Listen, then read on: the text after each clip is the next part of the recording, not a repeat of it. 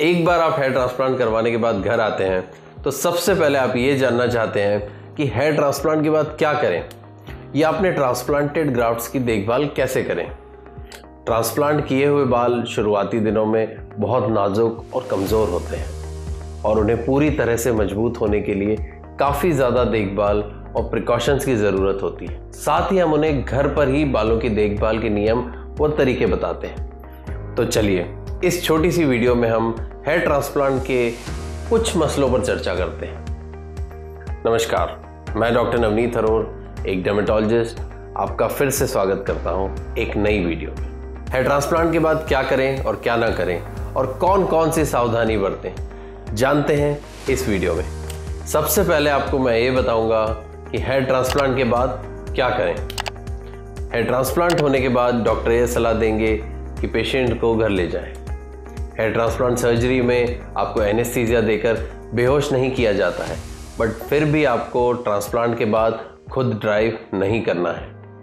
Transplant के शुरुआती 2 से 3 दिनों में पेशेंट अपने सिर को ऊंचा रखकर सोएं ताकि फेस पर कोई स्वेलिंग या सूजन ना आए। और अगर आपको सर ऊंचा रखना ही है तो साथ ही आप नेटफ्लिक्स पर कुछ देख सकते हैं। पेशेंट्स अपने डॉक्टर या नर्स से ज़रूर पूछें कि कौन सी दवा लेना उनके लिए लाभदायक है और कौन सी दवा उन्हें नुकसान पहुंचा सकती है। आपके स्कैल्प में आमतौर पर ऑपरेशन के बाद हल्की हल्की सूजन महसूस हो सकती है, जिसको रोकने के लिए आप अपने आईब्रो के ठीक ऊपर या फोरहेड पर आइस या बर्फ लगा सकते हैं। हेयर ट्रांसप्लांट के बाद के शुरुआती 5 दिन अपने बालों को धोते समय बहुत हल्के हाथों का यूज़ करें, बट बाल धोना 3 दिन के बाद ही शुरू करें। अपने स्कैल्प को बहुत ज़्यादा स्क्रब न करें। पानी के प्रेशर को सीधे सीधे अपने स्कैल्प पर न डालें। स्कैल्प को हल्के हल्के हाथों से धोने के लिए एक जेंटल शैम्पू ट्रांसप्लांट के बाद किसी भी तरह की खुजली होने पर स्कैल्प पर नहाते वक्त धीरे से शैम्पू लगाएं। जोर से अपने स्कैल्प को रगड़ने पर आप अपने हेयर ग्राफ्ट्स को डैमेज कर सकते हैं। हेयर ट्रांसप्लांट के बाद आपको इस बात का भी काफ़ी ध्यान रखना है कि ट्रांसप्लांट से कुछ समय पहले आप अपने बालों को डाई कर सकते हैं, क्योंकि अगले 8 से 10 हफ्तों तक आप डाई नहीं कर पाएंगे। हेयर ट्रांसप्लांट के लगभग 2 से 3 सप्ताह बाद आपके स्कैल्प के कुछ बाल गिर सकते हैं। बालों का गिरना पूरी तरह से सामान्य है और ये बालों के डेवलपमेंट साइकिल का एक हिस्सा है। इसका मतलब ये नहीं है कि आपके बाल फिर से झड़ना शुरू हो गए। आपके बाल लगभग 3 महीने में फिर से आ जाएंगे। उसके बाद आता है आपके बालों को धोना। हेयर वॉश बहुत इंपॉर्टेंट है क्योंकि आपके हेयर ट्रांसप्लांट के रिजल्ट को प्रभावित करता है। इसलिए डर्मा मिरेकल में आपको हर एक पेशेंट को बालों को सही तरीके से धोना सिखाया जाता है। बाल धोने में 3 मेजर स्टेप्स होते हैं। बालों को हल्के हाथों से धोएं, पानी या शावर के नीचे डायरेक्ट खड़े ना हो, स्लो स्पीड से पानी गिराएं अपने बालों को। धोने के बाद अपने बालों को सॉफ्ट टॉवल से सुखा लें, पर ध्यान रखें कि सुखाते समय बालों को रगड़ना नहीं है। बस इसे बहुत धीरे धीरे से सहलाएं या डैप करें। अगर रूखापन बना हुआ है तो बालों को धोते समय जेंटल मॉइस्चराइज़र का इस्तेमाल किया जा सकता है।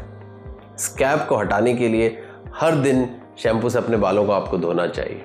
लगभग 7 से 10 दिनों के बाद स्कैल्प्स के निशान नहीं रहना चाहिए। हेयर ट्रांसप्लांट के 14 दिन बाद से ही अपने बालों को आप सामान्य तरीके से धोना शुरू कर सकते हैं। नेक्स्ट है हेयर ट्रांसप्लांट का रिकवरी टाइम। एक बार जब आपका हेयर ट्रांसप्लांट पूरी तरह से हो जाता है और आप क्लिनिक से चले जाते हैं, तब भी बालों की देखभाल के लिए डॉक्टर या सर्जन की ज़रूरत होती है, क्योंकि एक डॉक्टर ही बता सकते हैं कि हेयर ट्रांसप्लांट के बाद आपको क्या करना है। हेयर ट्रांसप्लांट के बाद आपके स्कैल्प को पूरी तरह से ठीक होने और स्वाभाविक रूप से नए बाल उगने में 2 से 3 महीने लगते हैं। इस बात पर ध्यान दें कि हर एक पेशेंट का रिजल्ट और ठीक होने का समय अलग अलग भी हो सकता है। अगर बालों को दोबारा उगने में ज़्यादा समय लग रहा है तो इसका मतलब ये बिल्कुल नहीं है कि सर्जरी अच्छे से नहीं हुई है या परिणाम अच्छे नहीं आए हैं। हालांकि हर बार की तरह यदि आपको कोई चिंता है या किसी सवाल से परेशान है तो आप हमें कॉल कर सकते हैं या हमारे क्लिनिक पर कभी भी आ सकते हैं। We are happy to help you.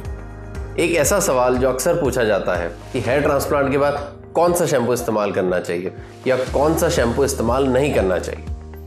जो सामान्य शैम्पू आप इस्तेमाल कर रहे हैं, अगर वो बालों में खुरदुरेपन और रूखेपन को नहीं बढ़ाता है तो इसका इस्तेमाल किया जा सकता है, आप उसे कंटिन्यू कर सकते हैं। इसके अलावा हम ये भी सलाह देते हैं कि जो शैम्पू आप इस्तेमाल कर रहे हैं, अगर उसके इस्तेमाल करने से आपको एलर्जी नहीं हो रही है और वो केमिकल फ्री है तो वो शैम्पू पूरी तरह से ठीक है और उसका इस्तेमाल किया जा सकता है। मैं उम्मीद करता हूँ कि आपके मन में हेयर ट्रांसप्लांट से जुड़े सभी डाउट्स खत्म हो चुके हैं। यदि इस वीडियो को देखने के बाद भी आपके मन में हेयर ट्रांसप्लांट, हेयर लॉस या हेयर फॉल से जुड़ी कोई भी समस्या या सवाल है तो आप बिल्कुल भी इंतज़ार न करें और न ही अपना समय और पैसे बर्बाद करें। आज ही हमें संपर्क करें और अपनी सभी समस्याओं का पूरा समाधान प्राप्त करें। तब तक के लिए खुश रहें, स्वस्थ रहें, हंसते रहें और अपना ध्यान रखें। मैं डॉक्टर नवनीत हरोर आपसे जल्द ही अपनी नेक्स्ट वीडियो में मिलूंगा।